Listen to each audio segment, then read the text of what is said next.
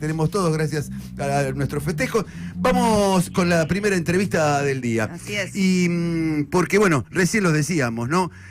Algunos voceros del gobierno diciendo lo que venimos diciendo desde hace un año y medio. Vamos a charlar con quien es economista, expresidente del Banco Central, lo conocemos todos, es Alejandro Banoli. Alejandro, desde La Patriada lo saludamos. Mi nombre es Quique Duplá, buenas tardes. ¿Qué tal? Buenas tardes, ¿cómo estás? Gracias Tengo por... guiso de lenteja cocinado por mí anoche en la heladera. Bárbaro. Ah, bueno, hoy va a estar más rico, Ale, ¿eh? Hoy va a estar más rico, más concentrado. Claro que Sí, así que... Se me hace agua la boca. Bueno. Bueno, gracias por atender. Perdón. No, al contrario, no, hay que hacer esa pausa, por supuesto que sí. Ahora, Claro. estaba pensando en voz alta, Alejandro, yo no soy economista, Sí. nunca lo voy a hacer.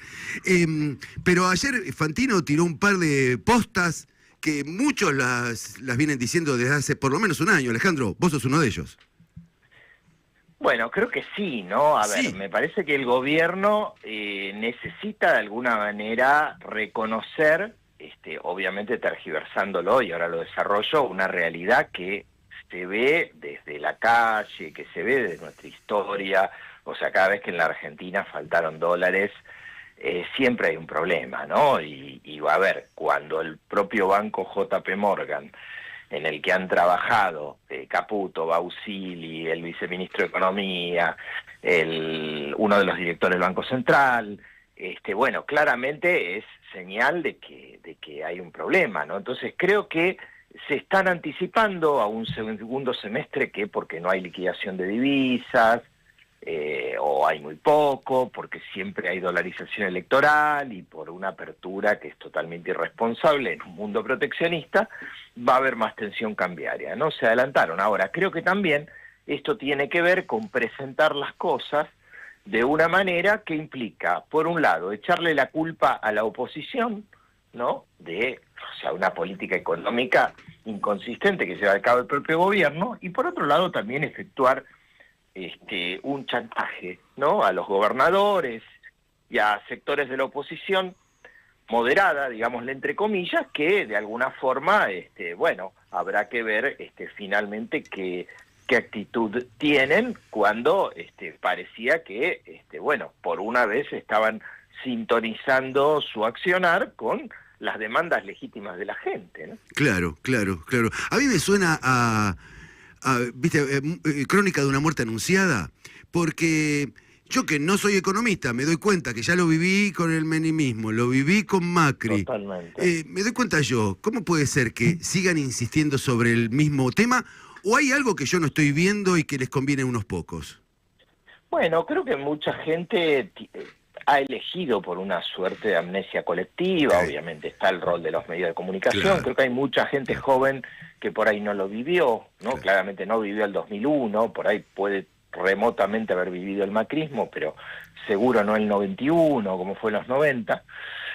Y mucho menos algo que los que tenemos más años recordamos, y que creo que fue el primer episodio, que es la dictadura, ¿no? O sea, en la época de Martínez de Oz. Entonces, cuando uno ve, ¿no? Siempre esta combinación de apertura comercial, fiesta financiera, endeudamiento, fuga de capitales, retraso del tipo de cambio, desarticulación del Estado, y siempre terminó mal en la dictadura con una crisis brutal en el 80, 81, 82, cierre de bancos, devaluaciones, terminó mal en el 2001, terminó mal en el 18, 19, no hay forma de que esto pueda terminar de otra manera. Por supuesto, lo que no sabemos, porque depende de muchos factores y variables, algunas que tienen que ver con el clima, en un país que produce bienes primarios, o que tiene que ver con el mundo, que hace Donald Trump mañana o pasado. O sea, no sabemos la velocidad de la crisis, ni sabemos cuándo se va a producir, pero sí sabemos cómo va a terminar la película, no el ritmo del desenlace. Claro, porque la pregunta que tenía pensado hacerte, Alejandro, mientras te escuchaba, es que con todo este cóctel de situaciones que están nombrando,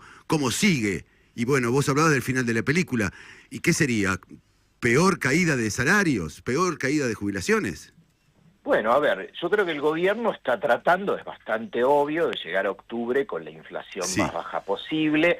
Para eso está poniéndole un cepo al salario, con paritarias que este año están claramente por debajo de la inflación y no estaban antes en niveles altos, porque hace muchos años que los salarios reales vienen perdiendo. Sí. Así que, bueno, este ancla en los salarios, o sepa el salario, tener frenado el dólar, con la ingeniería financiera, con los flujos de corto plazo, y haber puesto también un frenito después de los tarifazos en las tarifas, ¿no? O sea, nada nuevo, apostar al endeudamiento, apostar a los dólares del Fondo Monetario Internacional.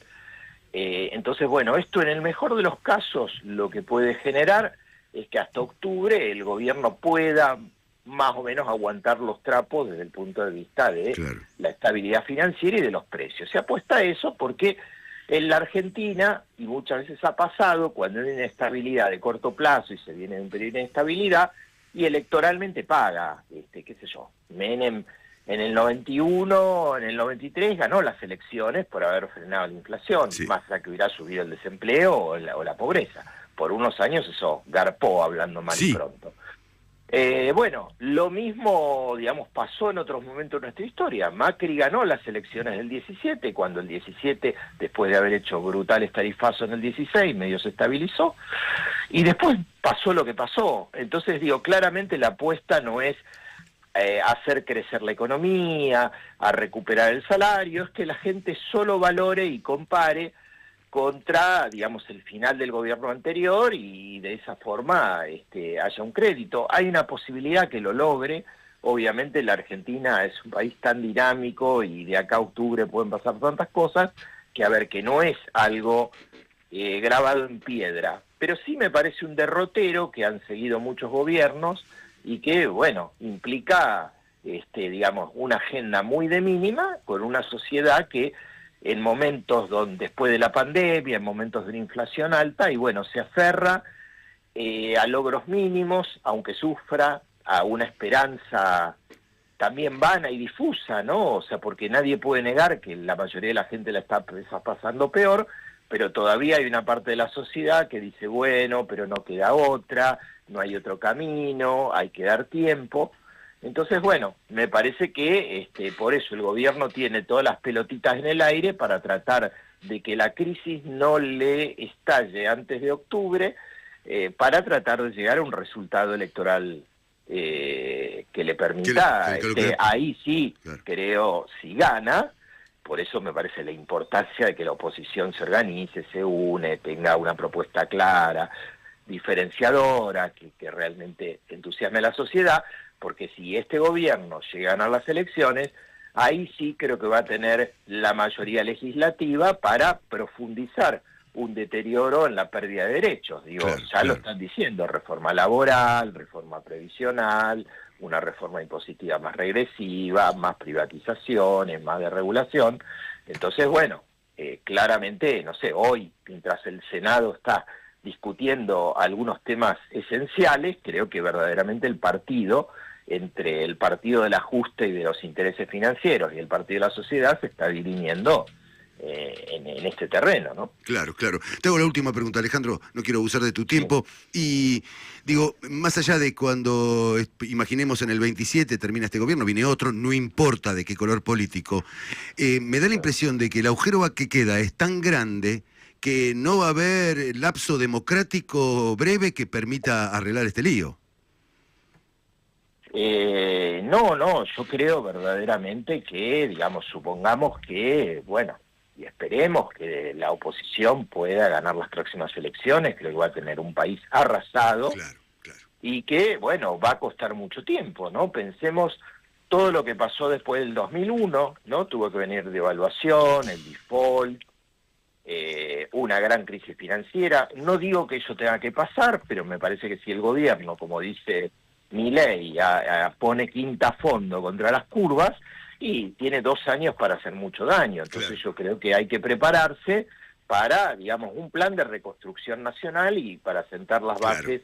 Me parece que ese es el aprendizaje, y con esto redondeo, de que se pueda generar una política de desarrollo, de crecimiento, que sea que se pueda sostener en el tiempo y que permita que la sociedad valore esos logros, evitando algunos errores y profundizando el rumbo donde no se pudo hacer, para evitar estas regresiones que tanto nos han costado y nos cuestan en Argentina, ¿no? Tal cual, tal cual. Alejandro, muchas gracias por tu tiempo, te mando un fuerte abrazo. Bueno, igualmente, un abrazo. Adiós, adiós. Allí se retira Alejandro Banoli, fue presidente del Banco Central, es economista. ¿Y de qué vamos a hablar? De este bolonqui, amigos.